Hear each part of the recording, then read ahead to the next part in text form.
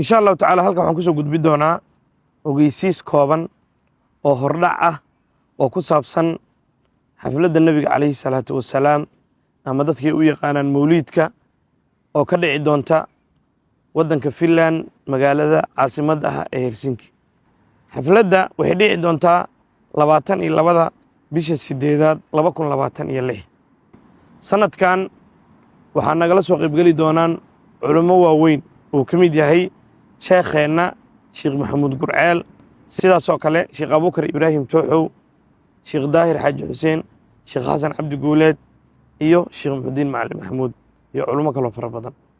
sidaas oo kale waxaa nagala soo qaybgeli doonaan maadixiinta ugu waaweyn wadamadan Yurub oo ugu horeeya Sheekh Muxudiin Maadix, macalimkeena Macalin Xasan Maadix iyo Sheekh Fadxi iyo rag kale oo fara badan. shaamiriintii kama marna xaflad qiimo badan oo markaa dhinac walbo xagga wacdigii, xagga dikrigii, xagga khayraadkii, anwaacul khayraad oo dhan insha Allah tacaala lagu soo bandhigi doono ayay noqon doontaa. haddaba qof walba oo jecel inuu ka soo qayb galo xafladda nabiga calayhi salaatu wasalaam waxaan ka codsanaynaa inuu waqti hore u diyaar garoobo. haddii uu ka imaanayo waddanka bannaankiisana uu waqti hore tikidkiisa jarto si aysan hoos uga soo gelinin. insha Allah tacaala ilaahay waxaan ka baryaynaa ilaahay nabad inuu nagu gaarsiiyo. sidaasoo kale waxaa jiri doona ogeysiis kale oo markii ay soo dhawaata ah, laakiin midkan waa mid hordhac ah.